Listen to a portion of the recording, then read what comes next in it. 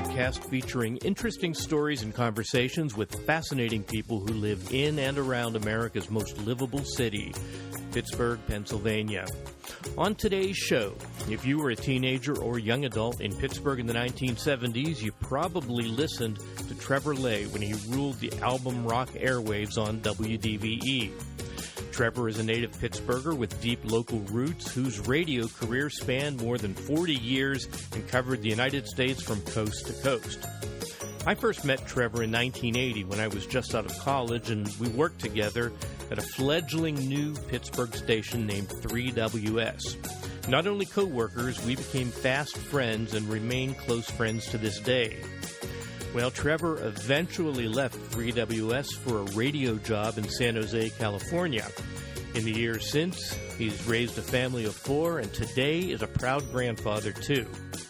Following his most recent radio gig at a station in Dallas, he moved home to Pittsburgh and eventually retired here. During our conversation, he talks about his early days in New York, his experiences at DVE, and the time he spoke to 16,000-plus people from the stage of the former Civic Arena. How did you originally get into radio? Yeah.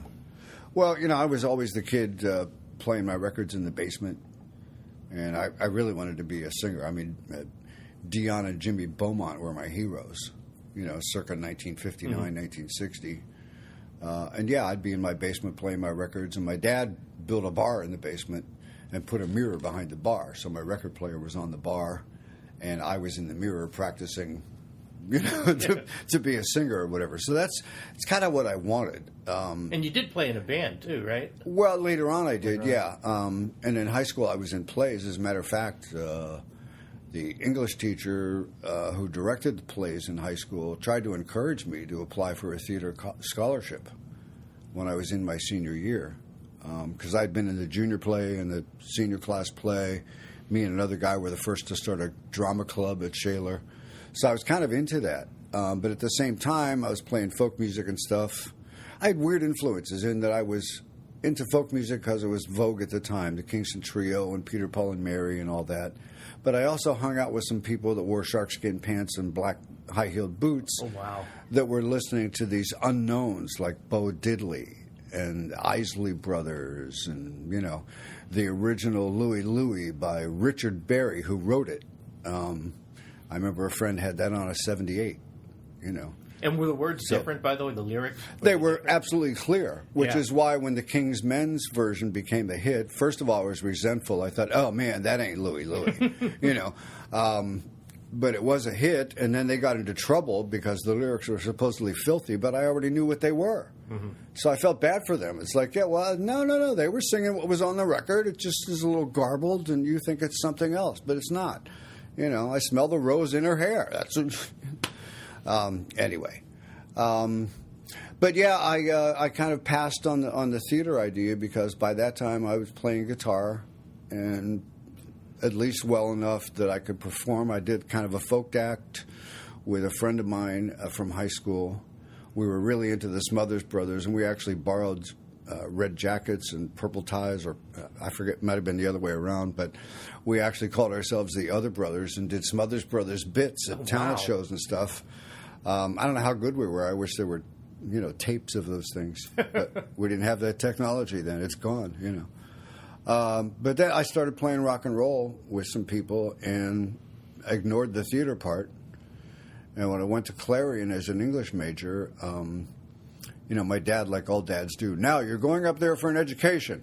That playing guitar thing is a hobby. Oh, okay, Dad, yeah. I was on the Clarion campus for like 2 days before classes started, freshman orientation, etc. Thought I'd take a walk and explore and see what was there. And I walked past the Phi Sig fraternity house, and I could tell that was a live band that was playing music in there.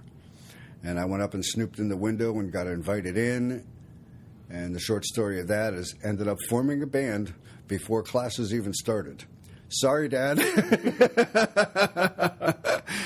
And we played, we basically played all the mixers and fraternity parties and stuff for 2 years at Clarion because we were cheap, because we were there. Right. The alternative for a fraternity or whatever would be to hire a band that they would have to pay more money for to come up from Pittsburgh. Mm-hmm. But we were there. When that band broke up my freshman year, there was another band in town that was our competitor. They lost some members too, so we combined the two bands for my sophomore year, and we did even better. But the one guy got thrown out of school after a fight or something, and the band broke up. And I got horribly depressed, realizing the only reason I was on that campus was the band. Mm-hmm. I didn't care about going to classes or whatever. But, of course, that was 1966 by then, and I didn't want to go back to school after my sophomore year. And God bless my mother for having the foresight to tell me, like, by the way, you're going to end up in Vietnam drafted if you don't get another student deferment. So you ought to do something. And at her encouragement, I wasn't really deeply into it, but with her encouragement, I applied for a broadcasting school that used to be local in Pittsburgh, but it turned out it had sold to a chain called Career Academy, and the closest one was Washington, D.C. So the fall of 66, I went to Washington, D.C. To go to Career Academy. Stayed in a rooming house with a central dining room. It was very nice, kind of a semi-dorm situation. But then I had a little part-time job in a grocery store and befriended a guy that I just started a conversation with who one day said, hey, we had like 5 guys in an apartment. We lost 2 of our roommates. Would you and your friend Jay want to share the apartment with us? So I ended up in an apartment with 5 guys, one of which I went to school with. The others had other jobs or whatever, but we had a blast. It was the first place I discovered certain substances. I remember a night or two walking all over Georgetown, talking a mile a minute because somebody had these diet pills. Mm-hmm. And we thought they were the magic to broadcasting because, wow, we can read and talk a mile a minute, man. This is great. And then we realized, oh, no, you had crash and sleep for 2 days after that. So no, that won't work. But other substances, too, started smoking weird cigarettes. And that whole cultural shift was coming around. This is late 1966. I finished school there in January of 67. And draft board had already called me knowing when school was finished. So as a beginner in radio, one of the first questions asked if you were trying to get a job was, what's your draft status in those days? Because they didn't want to hire somebody who would get drafted because by law they have to hire you back 2 years later. Mm-hmm. Chuck Brinkman went through that, by the way, with KQV. He actually had to, I think, go to court because he was drafted and they had to hire him back. And it worked out rather well for Chuck. Mm-hmm. I ended up working with him. I mean, he was just, I was a fan like everybody else until I ended up working with him in Dallas in the 80s. And he's just passed away recently. Mm-hmm. But Chuck always kind of looked out for me. I'm very glad to have met one, worked with one of my heroes. That was very cool. But again, back to the question, I was not really the kind who was into being Jerry DJ. Some people just want to be on the air, Mm-hmm. I was a music person. And the music I was into at the early kind of pre-psychedelic hippie days was not on the radio anywhere, especially since, back to getting a job as a beginner, I really wasn't deeply into getting a beginner job in radio anyway. And part of that was because they had already called me for my physical, and I knew I was going to get drafted. So this was January or February when I was kind of like finished with the school, not knowing when I was going to get drafted. And one of my roommates from D.C. had moved to Greenwich Village. He and I were like deeply into Love and Spoonful together and that whole kind of beginning hippie culture. Mm-hmm. When he and I first met in October of 66, short hair, collegiate-looking clothes. By the time January came, the hair was real long and the clothes were mod and, freaky. And he moved to Greenwich Village to be part of that culture, and he was in touch with me saying, you should come up. And I thought, I'm just going to get my ass drafted, so I might as well. I might as well party until they decide they're going to send me to Asia to get shot. That was my attitude. And lo and behold, they left me alone long enough that I sort of forgot about it. But I was in Greenwich Village starting in, well, I can always, the timeline, because about the time I moved to Greenwich Village was within a couple of weeks of the release of a two-sided single called Penny Lane on one side and Strawberry Fields on the other. Oh, wow. Because they were playing everywhere in Greenwich Village when I got there. So anytime I hear those songs, I reflect right back to McDougal Street in the Village. And, you know, thrilled to walk past the Night Owl Cafe where the Lovin' Spoonful had played, and Mama Cass had waited tables, and Jim McGuinn from the Byrds hung out there, and Stephen Stills hung out with Peter Torkelson. And they both auditioned for this TV show, and Torkelson became a monkey, and Stills wasn't hired, so you were there at exactly he went to L.A. you were there at exactly the right time. Except that I didn't hook up with any of those people, unfortunately. I did work for a lady. I worked at a comic book publisher during the day, and the lady there was part of the old beatnik culture, and she knew Woody Guthrie. Oh, wow. And I remember her telling me one time, she said, you know who you would really get along with is Woody's son Arlo. I should take you over to meet Arlo. I thought about that years later. It was like, damn it, we didn't do that, you know, because Arlo and I would have gotten along very well. I'm sure. Who knows? But, you know, that's one of those, close but no cigar things. But, yeah, they left me alone long enough in Greenwich Village that I forgot about getting drafted. I met a guy. We clicked. We started writing songs together. He had chutzpah, came by it genetically. His name was Eddie Goldfluss from Long Island with his sister Sheila. I had a crush on Sheila. You like my nails? She was beautiful. But I would work at the comic book publisher during the day, and Eddie was ballsy enough that we didn't have tape facilities very much in those days. You know, now you can just record on your phone, but we didn't have that kind of thing. Eddie would actually go around and knock on doors of record people and producers and so forth. And if they were willing to sit down and listen, he would sing our songs. And we got interest from a producer at one point. This is long about June of 1967, right around the time that Sgt. Pepper came out. Because we spent a whole day listening to Sgt. Pepper and doing nothing else. Well, we took certain pills, I think, but yeah. Sgt. Pepper was the whole day and on into the evening in Washington Square Park. But this producer was interested in us, and the deal there was, I want you to rehearse with my assistant here, Melanie. There's a reason for the laugh. And when she thinks you're ready, I'll take you into the studio. Well, then, about a week after that, comes the draft notice. So, worst possible timing, U.S. government. No, I do not want to go shoot at people in Asia. I want to make records. It's my lifelong dream. Shh. You know, can I say shit? You can say anything you like. Okay. Yeah.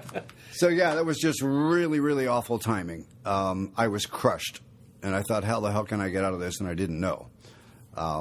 There's another story there where I took certain pills that made you look like you had a kidney condition or something, and all I did was get whacked on belladonna. But I came back from my draft physical with hair and beads and bell-bottoms and purple velvet boots that zipped up the side and all.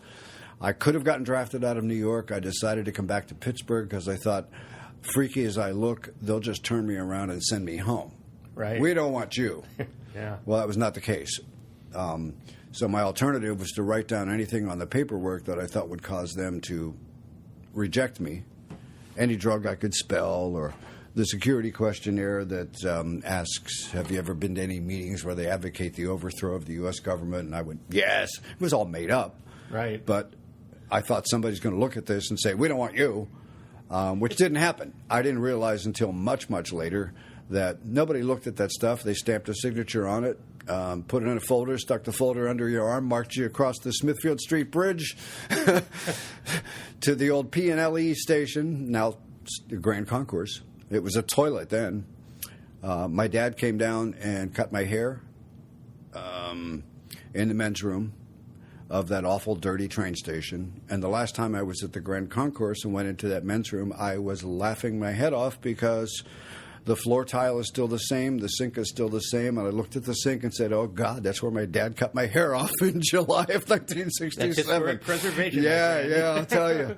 Well, it's great. It's got that little black and white tile. The stuff never wears out. And that's what I realized. When they redid the Grand Concourse, they realized, this bathroom is fine. Why mess with it? Sure. So they just cleaned it up and left it alone. Well, it's a nice building. Yeah. It's a beautiful building. Oh, God, yeah. I've been in there. I actually was looking into volunteering with History and Landmarks for a while.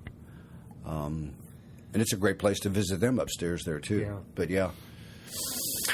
And, back in the 70s, there was actually a plan. I thought I knew somebody that had money to invest, and I discussed this idea of opening a nightclub in this development that Nancy Flaherty was heading up, turning that old railroad terminal into like a shopping mall, which became Station Square. That was Mayor Pete's wife. Yeah. Yeah. But a friend of mine and I were planning on trying to open a nightclub in Station Square. I still look at that corner and it's like, I wonder what would have happened, The money just kind of dissolved when it came time to get serious, so it didn't happen. But my plan was I knew that record companies promoted new artists by, putting them into places like that.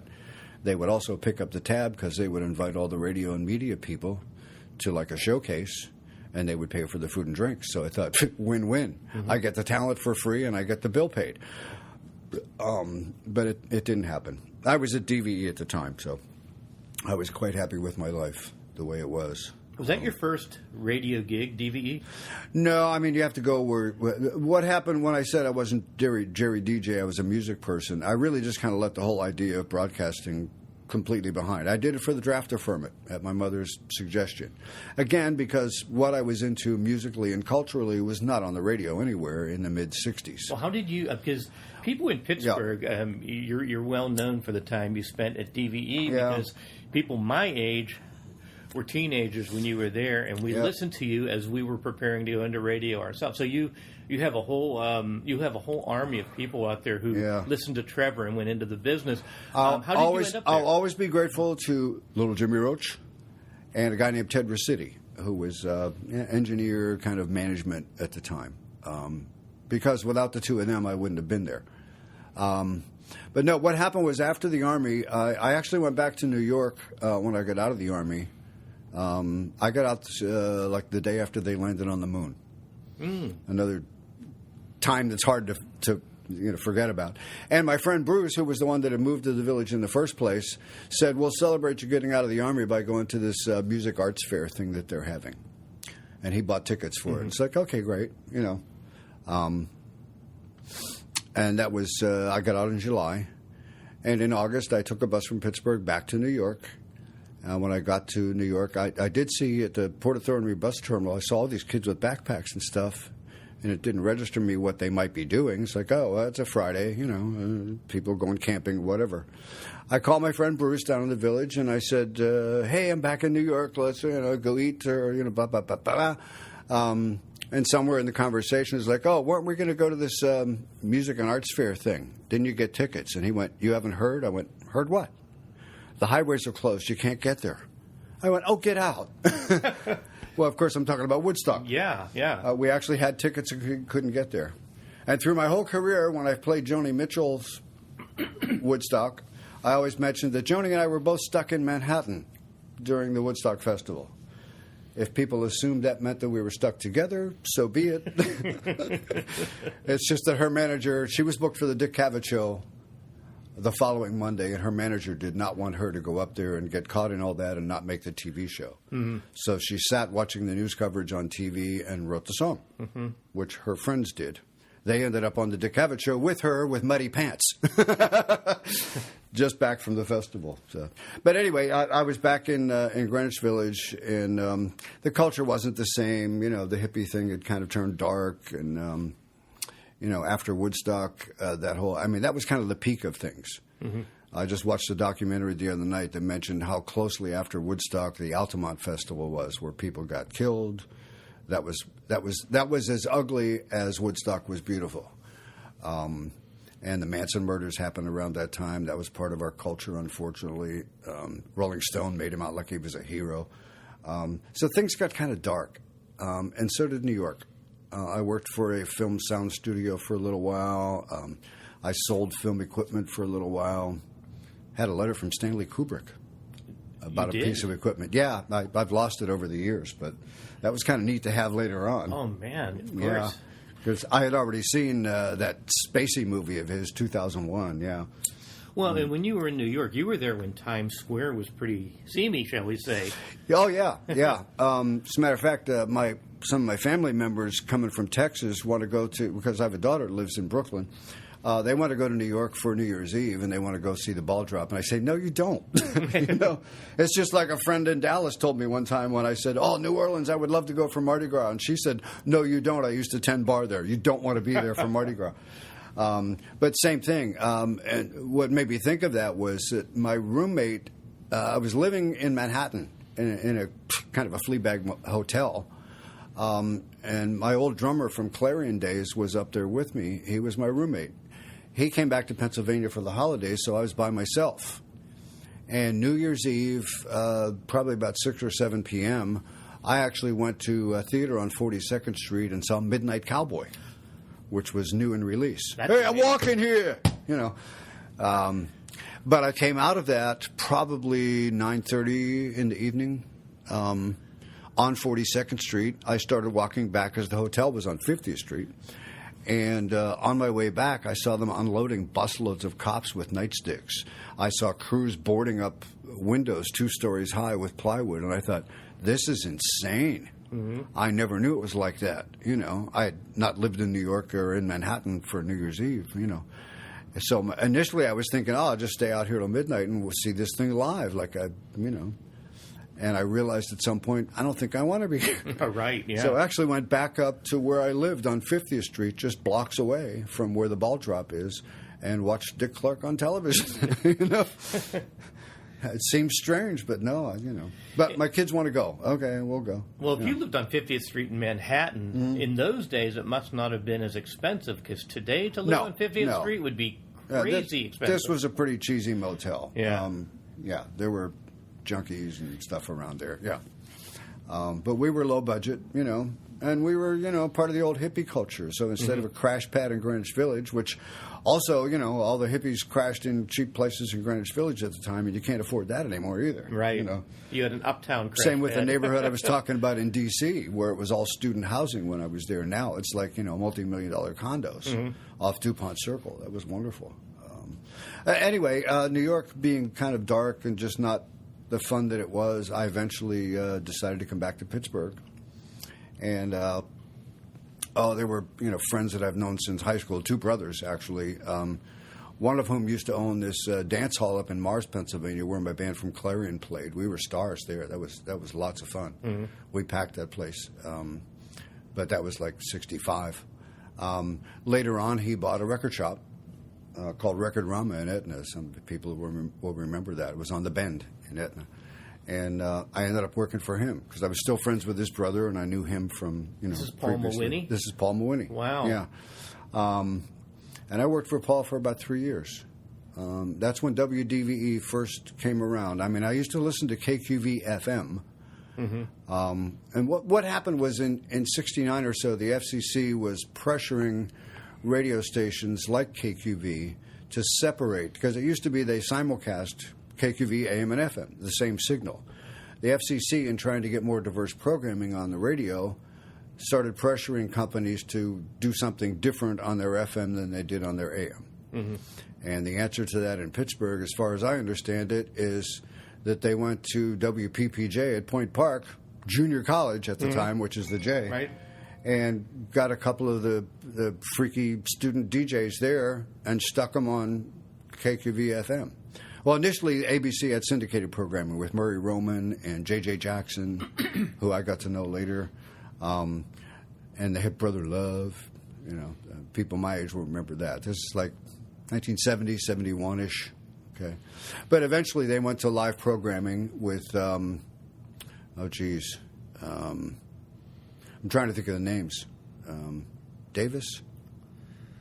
A lot of people did a lot of things later on, but the initial they were students at Point Park playing, these freaky hippie music, and ABC, who owned KQV and KQV FM at the time. That's where Eddie Barrett started too, right? Who worked with us at 3WS. I worked with Ed later on. I didn't know what he did in those days. I didn't run across him for whatever reason. I know he went to Point Park, but I don't know if he was at the radio station at that time. Yeah, I remember some of the initial people just as a listener in the early 70s. But yeah, those were all Point Park people. Dwight Douglas was one of them. That's the name that came to mind. Jay Davis, who ended up being kind of Jay, he was an influence on me, actually. The first tape that I made to get a job in radio, I had recorded Jay Davis and just transcribed what he did and re-recorded it myself on a little borrowed Wallen sack. Oh, wow. In my living room. I never did college. I had never been on the air, and somebody hired me. He was on KQV. I remember him on the AM side, And apparently what happened, I may have this wrong in my memory, but once it started being more successful than they expected it to be, the powers that be at ABC wanted, of course, corporate control. So they started to get somebody to try to program it from New York. And the original hippies were like, hey, you just kind of threw us in here on this FM signal and didn't care about us. And now they're starting to get some ratings. You want to bring somebody in to supervise us and tell us what to do? We made this happen for you. So they were kind of resentful. And the initial bunch approached, what was his name? Gold something, that owned WYDD in New Kensington. And it was jazz and not doing a great deal of business, but they convinced him to let them bring their hippie rock and roll and put it on WYDD because the people at ABC wanted to, program them from New York, and they said, screw you, So they left, Dwight Douglas included, and Jay Davis. I can't remember who else was all along. There's a woman whose name I can't recall at the moment who was also very good. But that caused what became WDVE. Call letters, by the way, based on the Woodstock poster with the dove. That's what I had Most heard. people don't know that, yeah. I even went to a party with a bunch of WDVE people. Most of them didn't know that. I remember reading that and thinking, oh, that's fascinating, because I didn't know that when I was growing up, but I learned it later, They were just quickly looking for what call letters should we apply for, and something about Woodstock came to mind, and they went, the Dove, WDVE. Okay, great, that's what it became. So this was 73 or so by then, I think, when all these people headed for New Kensington for WYDD, and ABC, WDVE at the time, went out looking for new staff, and Jimmy Roach was part of that influx. And it was around that time. I never felt like, even though I listened to them and all of a sudden got interested in radio, this is what, I was working at the record shop, selling, I remember we made fun of the Warner Brothers guy who had come in promoting this new band to us, and we used to mock him later because the first album was a total failure. Oh, it's like, this is another Doobie Brothers. Well, the second album kind of changed that. But yeah, I always associate, listen to the music and some of the first Allman Brothers songs with the early days of WDVE as a listener for me. But yeah, my music was all of a sudden on the radio. So I was interested, and it was like, hey, and I had friends and other people that said, you're working in a record shop, and on payday you have regular customers that come in here and ask for your recommendations and leave with an armload of albums based on what you told them. Hey, have you heard this? Eric Clapton? This is Eric Clapton with some other people. He doesn't want to use his own name, so he's calling it Derek and the Dominoes. Yeah. I had a hell of a time selling Layla to people. He sounds like the guy from Cream.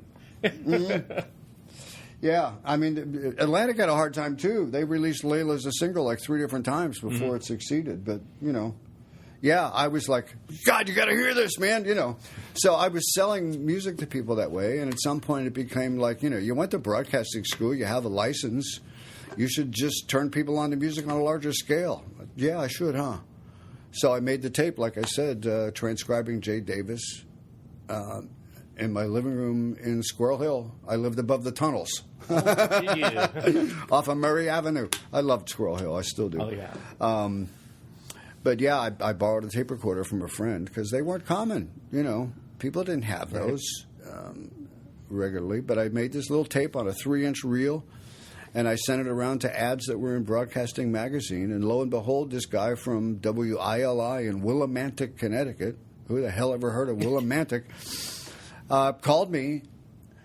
And on top of everything else, he said, I've never been to Pittsburgh, so instead of you coming here for an interview, I'll fly down to see you. Oh, wow. How about and that? We went to the old, the gazebo on Walnut Street, back when they had great Reuben sandwiches and all. And we had lunch at the gazebo and talked.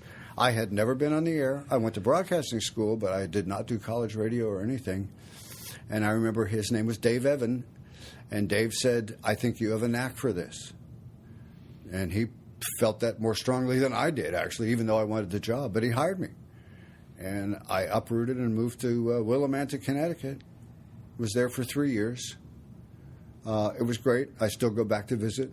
I think I mentioned to you earlier, the guy who was the morning guy named Wayne Norman was just inducted into the Connecticut Broadcasters Hall of Fame. He was the morning guy when I arrived there in July of 1973. He is still the morning guy. And he's the play-by-play for UConn basketball and football. Wow, that's a legacy. Like I said, he doesn't sleep. That's history. Yeah, he's done UConn basketball for so long that when they won the championship, they made him a championship ring along with the team. Oh, that's good. He's that close to all those people. And it's great. He's a wonderful guy. He's really talented. And I've sat with him doing play-by-play. We did a baseball game together where I said I was the off-color guy. You know, they called the sidekick the color man. I was the off-color man. You know, I would talk about, hey, look at the house over there. You know, I didn't know anything about the statistics or whatever. We did that because I was able to get us a free place to stay in Pittsburgh. We came down from Connecticut. The local Eastern Connecticut State College was in a tournament playing in Freeport, Pennsylvania. So I made the case, like, if I go to Pittsburgh with Wayne, I can get us a free place to stay. And they went, great, we don't have to pay for a hotel. Terrific, go with him. So I became part of the staff for the game that way. That's what's been fun. I mean, getting into music radio, but then having opportunities like that where you get to do other things. Yeah, I didn't know that you had done play-by-play or color. No, that was like one time thing. Yeah. It was fun. He and I still make jokes about it, you know. You were really awful. And I go, I know. But I had fun. We had a free place to stay, you know. And we actually, he and I actually met George Hart for the first time. Oh, the late, great George Hart, yes. That weekend when we were in town was the latter days of KQV as a music station. And we went down, you know, I mean, he was from out of town. Wayne was from L.A., working in Connecticut. We were here for like 2 days.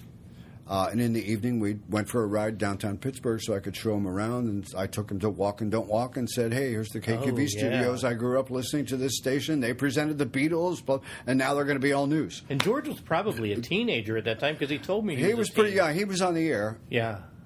And we actually, I think we had one of our music surveys or something in the car. And we held it up to the window so George would realize we're radio people. Yeah. So he came out on the Smithfield Street side. You know, during a song, he poked his head out the door to say hi, you know. Oh, that's great. And we talked to him for a little bit. I'll never forget that. That was a fun time. I wish I still had tape of Hal Murray was the guy who had done mornings there, the Murray Go-Round. He and Joe Fenn were on the air in the evening this time. But KQV, I think, because they were going to be all news, like the program director had left and, you know, it was kind of like no rules. So Hal Murray and Joe Fenn were on the air. It took them like 20 minutes to do the baseball scores because they just kept ad-libbing and cutting up. Joe Fenn was out with a microphone on the corner of Smithfield and 7th Avenue talking to people on the street or stopping cars. They were just carrying on. And it was great radio for radio people. It's like, oh, God, they're just like, they have a major market signal. They're just ad-libbing on, no rules. Yeah, and, you know, for radio people who appreciate some of the things that transpired there, you know, small-town radio with people selling advertising that aren't real good at writing things for the ear. Right. Stuff. So even though I was a beginner, I'm starting to do commercials where it's like, oh, God, I don't want to say this. So I complained a little bit, and all of a sudden I was in charge of copy. Yeah, okay, you know. And they were nice. I got regular raises there. I mean, I remember I started there at $115 a week.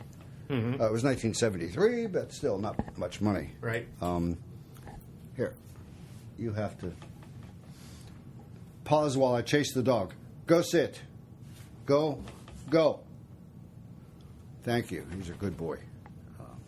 Yeah, and that led to becoming production director, so I was in charge of all that.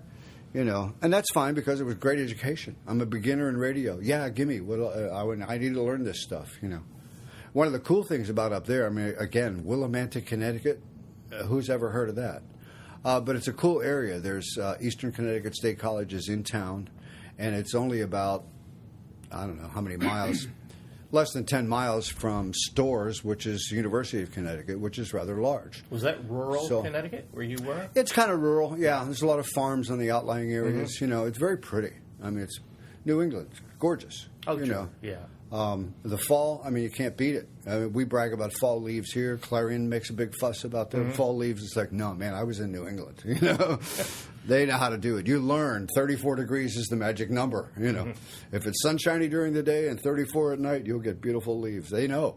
There's a lot of good about it. I really enjoyed that. And then, in the summer, you take a Saturday and drive down to Long Island Sound, which is, an easy trip. It was an easy trip on a Saturday to go to either New York or Boston. My first wife, Patty, and I made trips to Cambridge a number of times. Great to just go hang out in Cambridge, just cool stores and, it's wonderful culture. So it was nice. I really enjoyed living there, and I learned a lot of stuff. And getting close to about 3 years there, even though I enjoyed it and loved the people and everything, I started to feel too big for my britches, I guess. I was either really naive or really confident at the time because I started sending out tapes to big city radio stations. But I wasn't getting response. I was waiting to move up, go to a bigger market. At that point, yeah. But I started to think, people are getting mail from Willimantic, Connecticut, and they ain't even opening it, In Chicago, we're going to hire somebody from Willimantic, Connecticut. Forget that. So I don't know. That may not have been true. But I even had the balls, or whatever you want to call it, to take a few days off, and I went down to New York. And I walked into WNEW-FM, which was the album rock station that was a huge in New station. York. Yes. Scott Muni was the program director. I actually went in and asked for Scott. He came out and talked to me, and he put me in my place. What did he say? What did he do? He was wonderful. He said, well, I don't want an air check of you. Air check is the tape of you on the air that normally you would use to show off what you do and how good you are, blah, blah, blah. He said, I don't want an air check. He said, I want you to go into a studio and roll tape and tell me who you are. Which was a little pressure. I thought, okay, it's easy to do an air check. Yeah. And that's what he was doing. He said, I also don't want a resume. Write me your biography and what your goals are and your philosophy on broadcasting and so forth. Oh, okay. Thank you, Scott. And I never followed up on that because he knew exactly what he was telling. Plus, it was WNEW. The people there, some of them are probably still there for all I know. Allison Steele. Was she there, the Nightbird? Yeah. Oh, I used to listen to Allison Steele, the Nightbird, Yeah. There are certain, Joni Mitchell, Richie Havens songs that always remind me of her. Pete Fornatale was there, Pete too. Fornatale was there, yeah. Joe Pialzik, I remember that name. But the other thing about that was, there's not going to be any openings here. These people are kind of, this is New York, dude. Is that Murray the K station? No. Let's see. I want to say, who was the other big one there? Cousin Brucey. I actually remember a time in New York when Cousin Brucey was on WABC. Ding! Yeah. And then in the evening, you would hear Bruce Morrow on WOR-FM. WOR was the first to be playing. I was in Greenwich Village when Richie Havens was playing down the street. And that's all you knew of Richie Havens. But all of a sudden, Richie Havens is on the radio, man. Oh, yeah. That's when WOR started, in the summer of '67 when I was there. I also, a little sideline, was always broke the whole time I was there. So never had money to go into the clubs or anything. But I fervently remember walking down McDougal Street past what has now become kind of a landmark, the Cafe Wa. Oh, with a question mark. Yes. I remember very well the little stand-up outside, like a little chalkboard, appearing tonight, Jimmy James and the Blue Flames. They would have the name of the band that was playing there that night. Never went to see them. But at some point, Jimmy James and the Blue Flames were no longer playing at the Cafe Wa or any other places in town. But a few months after that, a friend came screaming in. I remember it was at the Albert Hotel. I don't know who lived there. I was visiting somebody. To me, the Albert was famous because the Lovin' Spoonful rehearsed there before they made it big. It's in the Village. But I was visiting somebody there, and I remember somebody running in and said, "Jesus, have you heard this? Remember the guy that used to play down the street, Jimmy James? Yeah. Well, he went to England, man, and he's got his own record out under his real name. It was Jimi Hendrix. Are you experienced?" Oh. So I kicked myself in the ass for why didn't you spend $5 and go into the Cafe Y and see this guy? Yeah. Never did. So what are you going to do? Oh, man, yeah. And you mentioned the Spoonful in New York. Didn't you once tell me that you once saw Joe Butler, the drummer of the Spoonful, in a bar? Yeah. Yeah, and he ended up kind of owning the Lovin' Spoonful concept in later years. And he does now, yeah. I was resentful. Although I really liked some of the songs he did and so forth. I was a fan of the band. I mean, next to the Beatles, Lovin' Spoonful were the 60s thing for me. They were great. Zalianovsky, man. As I said before, I was into folk music. I was part of that. And as part of the folk music scene in the early 60s, the jug bands were part of that. Mm-hmm. And I remember listening to the Jim Kweskin Jug Band. Oh, yes. And a silent musician who played harmonica with them was named John Sebastian. Yes. And Maria Muldaur was part of that. It was a couple, Jeff and Maria Muldaur. Mm-hmm. Jeff was part of the Kweskin Jug Band. Maria sang. She was never a very good singer, but I just loved her. Mm-hmm. And Midnight at the Who could not love that soulful. song? She's very, very soulful. Mm-hmm. You could find videos of her on YouTube. She's still performing. She's great. Oh hell, what the young girl from the Cowsills is still performing. Susan Cowsill. Susan Cowsill is wonderful. That's right. Well, and I think Sebastian. My friend Eddie co-wrote a song after I was in the Army with two other people that ended up on the Big Cowsills album. Oh. 2 years later, when I went back to New York, he was still getting royalty checks. I was so jealous. How about that? Wow. It wasn't a hit, but it was on the same album as their big hit, The Rain, the Park, and Other Things. Mm-hmm. Mm-hmm. So he got paid every time they sold the album. Well, and John Cowsill, is the drummer for, is it Brian Wilson now, I think? Wow. I think he plays drums for Brian Wilson's band. What a nice history they have together. Yeah. The Cowsills had quite a soap opera history of their own. Mm-hmm.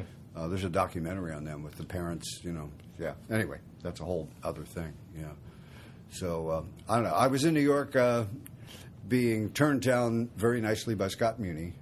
I also went to a station that had just come on called Q4, WQIV. Mm-hmm.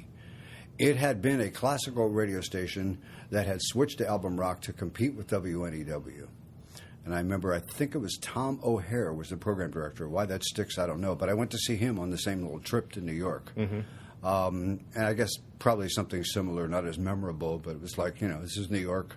Even though we're a new station, we're staffed, nothing's going to happen here. Well, here's my tape, mm-hmm. And nothing ever happened with that. But that was the one that, who was the conservative commentator that spoke like that? He used to be on PBS. He was the conservative. You know what I'm talking about? William F. Buckley Jr. Yes. And Buckley, the whole family, I think a brother and some others, they were very influential. They actually started a movement that I think forced that station back to classical. Did they really? It wasn't an album rock station very long. I don't know how they pulled that off. I don't know. Somebody knew somebody at the FCC or like that. A little bit of green changed hands. Well, the same kind of influences that we don't know about. The same kind of thing where Dan Rather and a producer dug up the truth on George W. Bush and promptly got fired. But it was still the truth. Anyway, that's beside the point. So my trip to New York didn't work out very well, and my wife and I just decided at some point if we were going to make a change, an upgrade or whatever, then we probably should just up and leave Willimantic, Connecticut. Mm-hmm.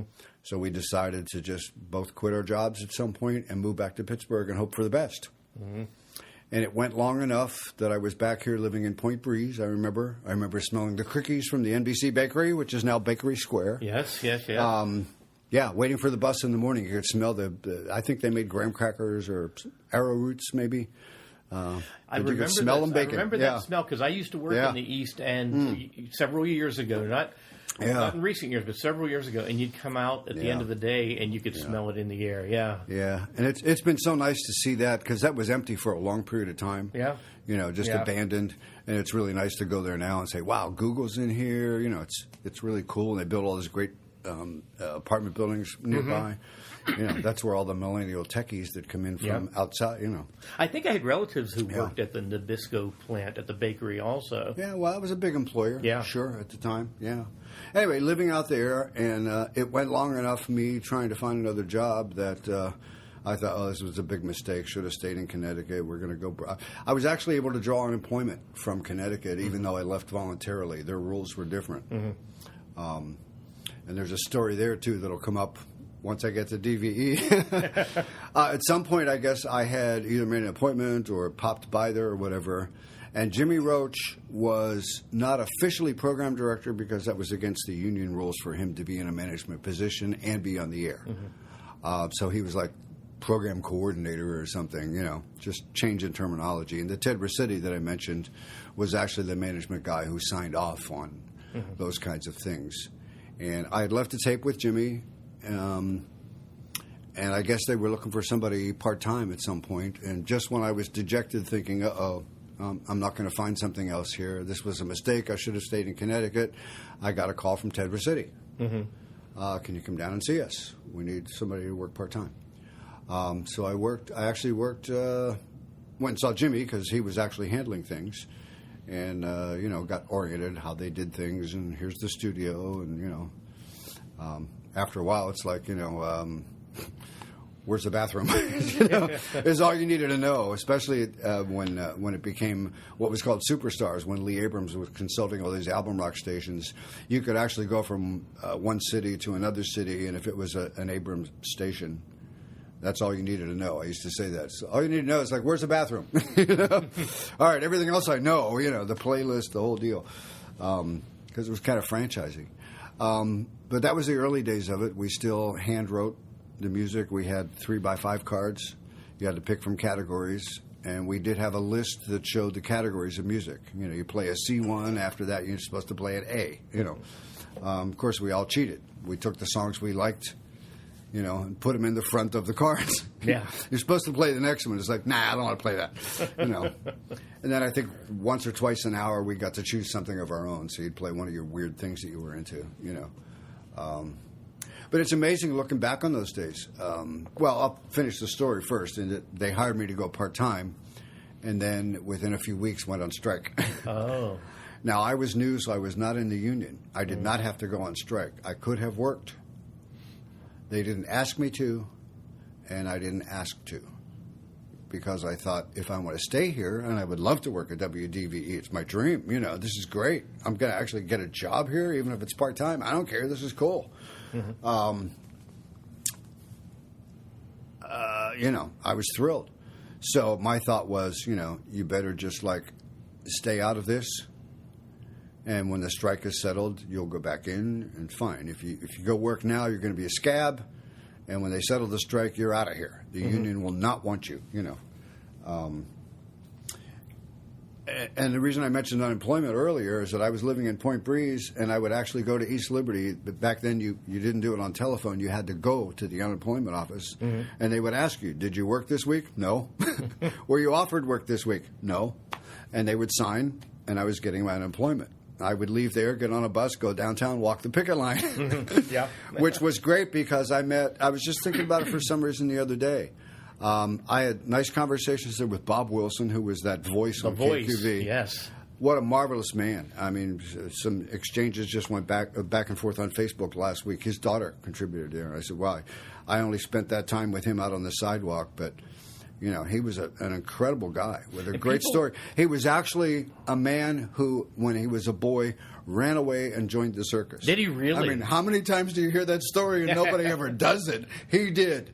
Well, people in Pittsburgh will know Bob Wilson from Channel 53 voiceovers because he was the one that would always say, tonight on the Benny Hill Show and stuff like that. Well, for a while, he did everything. Yeah. And I did not know this, and I think Jeff Rotman posted this, that he was program director of the early days at WDVE. I think I did see that. I did not know that. Yeah. Apparently he wasn't on the air, because I don't remember him being on the air in those days. I remember some of those early people. Right. Whose names I can't recall. But anyway. But out on the picket line, we got a lot of support because the history of it was that ABC, rolled over to 13Q and stopped music on KQV, turned it to all news. But they also were going to sell the stations. They sold the stations to Taft Broadcasting, which is the same family as William Howard Taft, president, and the Taft-Hartley Act, which is not very union-friendly. I didn't realize that Taft was part of the president's So family. apparently the idea was Taft's mindset was, we'll buy these stations from ABC. It's Pittsburgh, and it's a very strong union contract. When that contract is up, we ain't doing that crap anymore. So the feeling went around in the broadcast community that, like, Taft is trying to break the union at KQV and DVE. Wow. So we got support from everybody. Paul Long. Oh, yeah, Paul Long. Del Taylor. Yes. I had conversations with all these people on the street.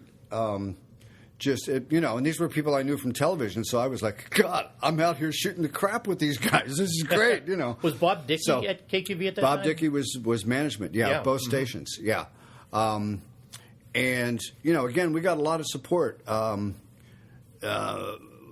lot of companies pulled their advertising from both stations.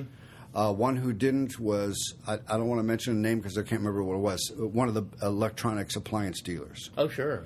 There was a Wander Sales. There was, it may not have been them, but one of them was still advertising. They had several locations.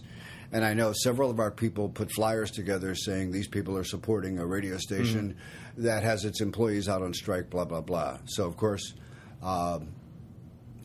you go out and picket and hand those flyers out. People who are Teamsters or United Steelworkers or whatever, back in the strong union days, they would turn around and walk away. I ain't buying anything from these people. Right. And that had a big influence as well. And so to speak of the Teamsters, the UPS drivers were Teamsters. The stations were in the Chamber of Commerce building downtown. And one of the stories that went around after this thing was settled was like, one of the things that helped get this settled was the Chamber of Commerce called Taft and said, well, you settled this thing. UPS won't cross the picket line. We can't even get toilet paper delivered. Oh, wow. So, and again, I was drawing unemployment and walking the picket line with these people. It was just great, So after it was settled, and it was great because they played, I think the last thing that was played, I think it was Marcy, because the strike was scheduled to begin during her shift. So they walked out of the building with her playing Bob Dylan's song, We Ain't Gonna Work on Maggie's Farm No More. Oh, how appropriate. And then I don't remember what song, this went on for about a month. But I know Jimmy Roach was the first one back on the air, as I recall.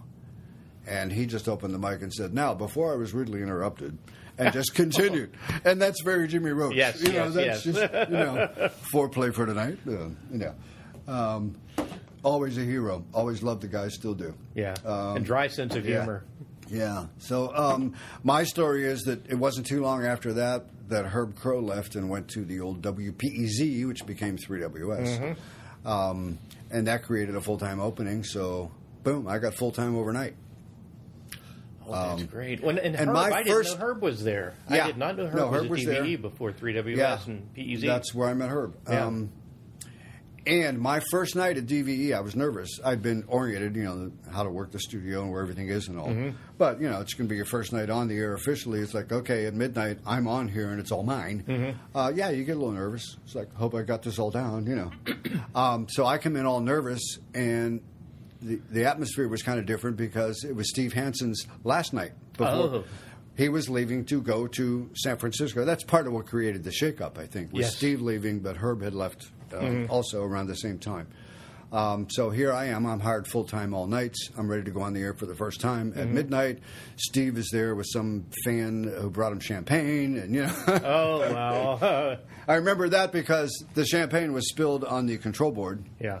And as it turned to sticky sugar a few hours later, I was on the air by myself. Oh, no. And had to call the engineer, who I didn't know because I just started. It's like, my controls don't work. But I learned that they were copper coils inside of plastic, so you could actually take those out with 2 screws, put them in a dishwasher, and they were fine. Oh, yeah. So, well, did those overnight and they had shifts, spares, so there was no... did those overnight shifts feel like they're going on forever when you're working that many hours in a row? Well, what seemed to go on forever was that we got into a thing of playing 2 albums in their entirety every night at midnight. Yeah. So I would come on and say hello, and then I was gone for 2 hours pretty much. And I remember, and I would get bored because I'd put on an album. It's like, okay, I'm good for the whole side here. And snack machines were 2 stories up, so you'd go out and get on the elevator and go up to the snack machine or whatever. And one night I was playing a new album by a band that had been established, but they became bigger later. And I I think I put on side 2 because this is the last song on it, called The Last Resort. I'd gone up to the snack machines and fooled around or whatever, and I came back and it was, she came from Providence, one in Rhode Island, one in Rhode Island. No. And I had no idea how long it had gone on because I'd been out of the studio. Oh, man. There are tons of horror stories like that in the business, Larry King has one where when he was young, he was at a music station and had like a little chippy girlfriend not far away. So he would like go visit her and they'd have the radio on. And I don't know what he was playing, tapes or something. But something happened where he's in bed with this girl blocks away. And something happened. He's supposed to be in the studio. Yeah, he's got a great story there. Yeah. Hello, Miami. Yeah. Anyhow. Did you have a lot Yeah, it was great. One thing I remember about the radio days, and especially when we were at 3WS and some of our colleagues, there were a lot of people that would call in on the phones who were just regular callers. God, yes. I'll bet you had a lot of regular callers. I had something that were rather strange, too. Everybody has them. One that sticks in my mind is the guy that used to call. Sounded very normal and nice, but like, could I come to the studio sometime and tickle your feet? No. Oh, yeah. Really? And several times he did that. I would say, no, that's not something that I would, I'm not supposed to have visitors anyway, but that's not something I'd be. Well, would you send me one of your socks? Now, I know, I don't get this. I know there are guys that have foot fetishes about women's feet, which are generally a lot prettier. Yeah. At least in my mind. Apparently, to this guy, my feet would have been fine for him, but no, I did not send him a sock. That's interesting. Yeah, that was that's interesting. And I mentioned the nightclub idea. That came from a woman that called regularly, that at least talked like she was in the medical field and knew these doctors that had money they wanted to invest. And over a period of time, she said, I spoke to them, and they were interested in your idea of putting a nightclub in Station Square, and they're willing to fund it. Yeah. Yeah. And then, of course, we made plans. My friend and I went to visit Nancy Flaherty, and we looked at the blueprints, and we picked a spot. And, then the next step was to gather at my place in Mount Washington to talk about the money, and nobody showed up. And I never heard from her again. So, you have to be careful. When I taught at Columbia College in Chicago, a broadcasting class, I had, 17, 18-year-old students. And I remember telling them, I said, for women, you kind of already know this. You don't have to be told so much. But for you guys, you're going to get calls at a radio station. And, if you're playing like, teenage music, you're going to get calls from young girls who offer you things or whatever. Be very careful. Yeah. Now, I have to admit that I married one. Right. It started that way. That was actually a little different. I mean, my ex-wife, Diane. Yeah. That actually started when I was at the old FM 97 in the disco days, and I did what was called Studio 97, which was a disco show where I ran sound effects, making it sound like it was live from a nightclub. The flattering thing is it worked because there were people that actually came by and rang the doorbell in the building. Wanting to come into the nightclub, and I thought, you don't know how radio works. Oh, you know what? That's Think of the old Firesign Theater, That's a magic. And Stan Freberg. That's the magic of radio. Yeah. Building an ice cream sundae on Lake Yeah, Erie. but I had, what carts are, the cartridge tapes, and you can set them up so they play a continuous loop instead of stopping. I had several of those, one with like tinkling glasses. I think I made a sound effects package where I had tinkling glasses. I had thumping beats like they were in the background, like you were, and it sounded like you were sitting at a table in a nightclub with all that background noise. Oh, yeah. Crowd, people mumbling, etc. And anytime I opened the microphone, that was playing. So yeah, and it's nice that people actually bought it. But, yeah. Well, you know what? In a Diane way, was divorced, had a daughter who would spend alternate weekends with her dad, the usual, and she wrote a letter to the radio station saying, "I always listen to Studio 97 because when my daughter's away, it's just me at home, and I put on my leotard and I dance to the music." Blah blah blah. It was very flattering. It came to the Dave Popovich. Was the program director. And Popovich said, "Here, it's your show. It's a very nice letter. You might want to answer it." So I did, and I gave her kind of the inside number, not the private line, but there was a middle one. And I was doing overnight. She called one night at like 1 or 2 in the morning, and we chatted for a long period of time. And then, the conversation ended. "Well, call me again sometime." "Okay." And she was back at like 4:30 in the morning. And we chatted some more until I was off the air at 6. And it's like, "Well, you're up, I'm up. You want to meet for breakfast?" So that's what started that. And 13 years and 4 kids later. Yeah, and can I just say, I mean, I remember, I haven't seen Diane in years, but she was always such a nice person. I remember her being very nice. Yeah. She has had issues, as I've told you. But, yes. There are lots of those about. Yeah, well, when you were at I'm not 100% wrapped perfectly either, Well, when you were at DVE, that at that time in that place, that's what people were listening to. Yeah. So, there was, people don't realize that there wasn't so much diversity then. Right. If you were young, and we aimed at 18 to 34 was our core audience, and it leaned more male because of, just rock and roll, Rolling Stones, Led Zeppelin. Right. Especially later on, it became like AC/DC and all, which is when I thought it dumbed down. People don't believe me. When I first started at DVE, we actually broke Gino Vanelli. He was bigger in Pittsburgh than he was anywhere else. He was huge. I saw several sold-out shows at Syrian Mosque. There was a wonderful show on a very snowy night at the Civic Arena where people didn't show up because the weather was so bad. And Gino was thrilled. He came out and said, "You know what? Don't sit way back there. Come on up around the stage," because there were so few people. That is cool. Relatively, that we all were in first 6 rows or whatever. And Gino did a phenomenal show. I love that man. People don't realize he's had these hits that are like associated with kind of like Carpenter's, clean cut adult radio. But he did like Storm at Sunup and Powerful People and these long 8-10 minutes. It was like prog rock back then. And his brother was a synthesizer wizard. Yeah. That's what the shows would be. Gino would come out on stage, looking like the Italian stallion. Yeah. And his brother was there with 9 keyboards, and the flashing lights and stuff. It was always spectacular. That was ahead of its time. And all those girls who threw panties at him on stage, sorry, girls. He's a fan of boys. Oh, is it Gino Vanelli? I did not know that. I don't mean it as an insult, but it was just always kind of funny that the girls just drooled over Gino and say, "Yeah, but he don't care, honey."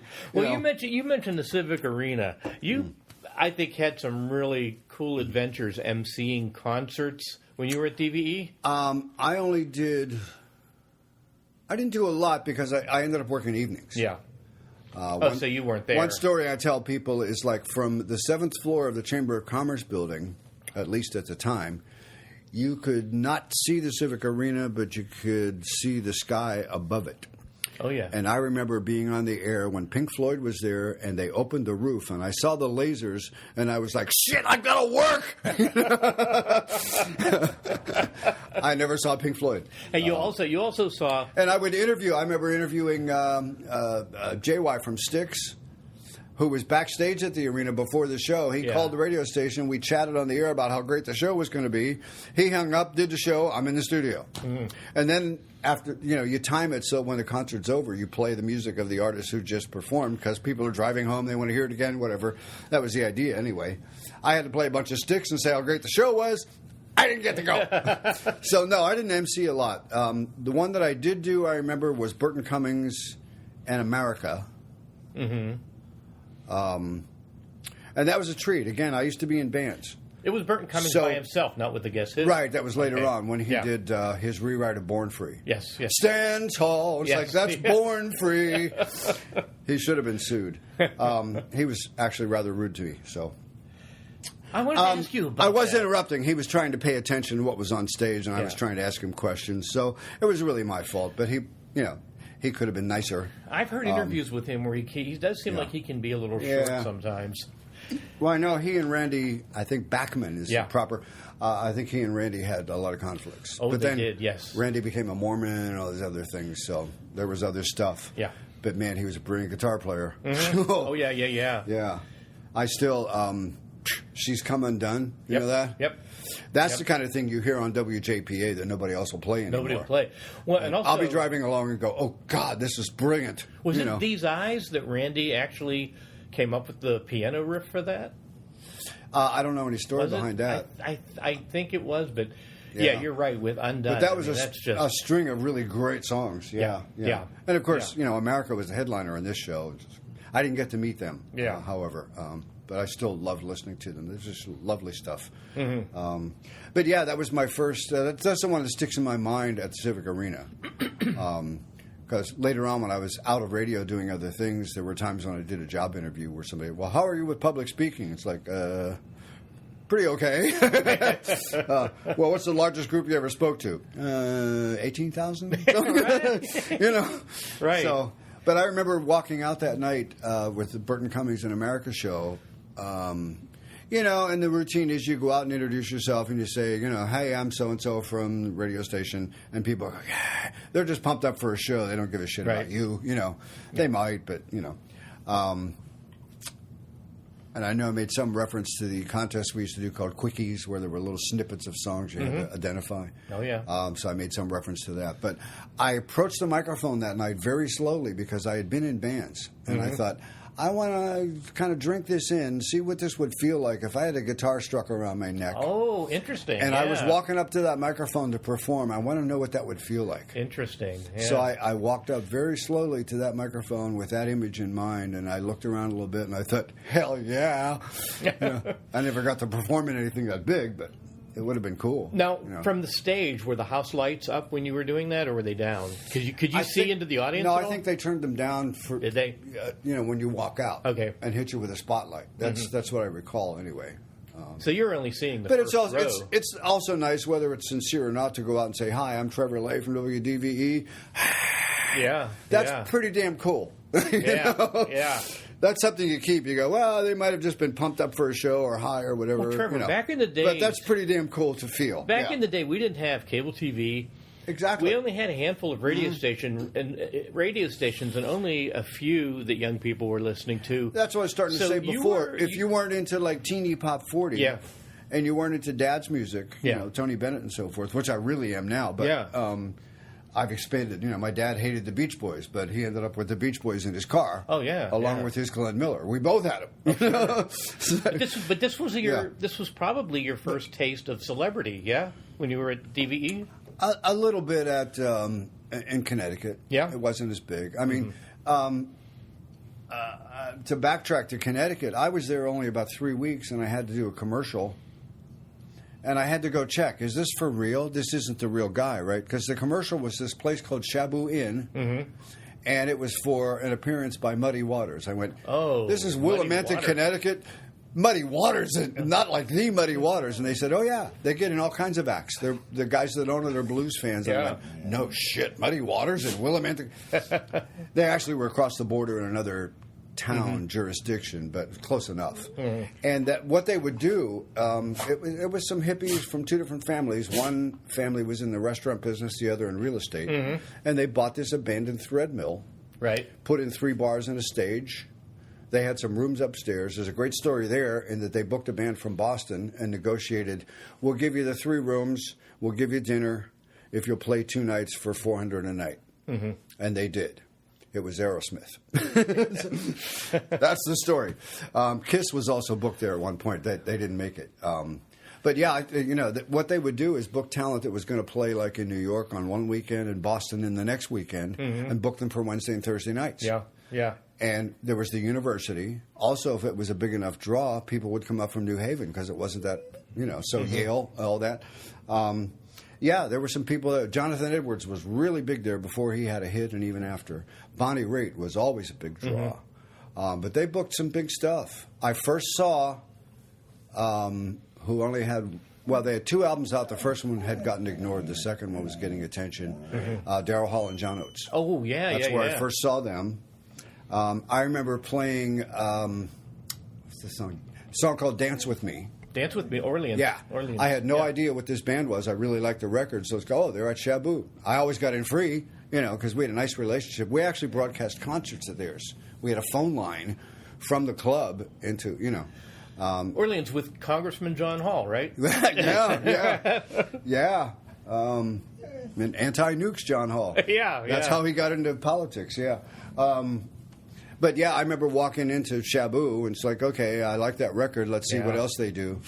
And they were doing Dance With Me when I walked in, beautifully, doing it live. Yeah. And then right after they finished, they all swapped instruments and went into something else. I went, God, these guys.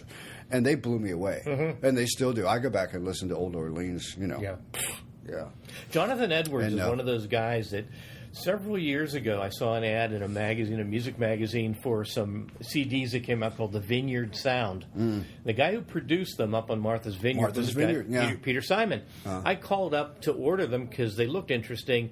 Peter and I just hit it off on the phone. I didn't realize till much later that Peter was Carly Simon's brother. Get out! Yeah. But Jonathan Edwards, he's still out there and he's still playing, and he had some music on the Vineyard Sound CDs, and he's very good. He's very good. He's very, you never know. I remember when I was in Dallas and I was production director, I had to order tape and supplies from a company that wholesaled that kind of goods. Yeah, and I would call every couple of weeks or so ordering tape and reels and so forth. And empty reels in boxes. We'd send tapes out. Right. Anyway, I had a relationship with a woman who always answered the phone and took the orders. And one time she said, I had such an experience yesterday with a customer who's been regular here for years. I didn't know who he was. She said, I knew him as John something or other. And that's all I knew. And I knew the name of his studio in Oklahoma. I said, oh, okay. She said... And we got into a longer conversation, and he said, well, I used to perform and make records, and I produced things. It was Johnny Rivers. But she had no idea. I've talked to him for years. He never said, I'm Johnny Rivers. You never know. Yeah. Well, and he was, people that I've read recently, how much influence Johnny Rivers had on things. I mean, Lou Adler, who ended up producing Mamas and Papas, and, Carole King's Tapestry. The guy's huge. Well, Johnny Rivers was a record executive, too, at one point. Oh, yeah. Soul City Records. Yes. If you look at the first Fifth Dimension albums, they're on Soul City. Yeah. He was a big part of that whole... He was tied in with the Wrecking Crew, and, he did things before that, too. I can't remember who, but like some 50s people that he toured with. And he has one hell of a background, and, He's sort of like our mutual buddy, Tom Cossey, who... lives in Pittsburgh. Yeah. Used to be the VP of RCA Records had in a New promotion York. at RCA. Sure. Built John Denver's career. career. Him once there. My friend Paul Mawhinney, we mentioned earlier, who owned Record Rama, going back to the old days of WZUM, when Kit Barron and people like that were on there, they would play this record that drove people nuts trying to find it. And they would come into the record shop saying, I'm looking for this record. I don't know who does it. It says Ground Control to Major Tom. So we're looking through the titles. There used to be books. You could look up titles. Like, there's no Major Tom. There's no other. What is this? That went on for months. And there was a huge demand for this song. And Paul got to Tom Cossey because they knew each other. Yeah. And said, Tom, people are going nuts for this song, this Ground Control to Major Tom. Well, ended up, it was on Mercury Records. I don't know if it had been deleted from the catalog or what, but all of a sudden, David Bowie shows up on RCA Records where Tom Cossey was. So I think Paul was given a copy of Gold Record for Space Oddity. Which is admitted to what I was into to other people, to like fans, fans of the radio stations, like, yeah, you're into Led Zeppelin. I said, yes. But you know what? I go home and I listen to jazz. Yeah. I go home and I listen to, all the 70s soul stuff. Yeah. I mean, God, I still love that stuff. The main ingredient. Well, you know what, Trevor? Let's do this again sometime. We definitely have to do this again because we just scratched the surface.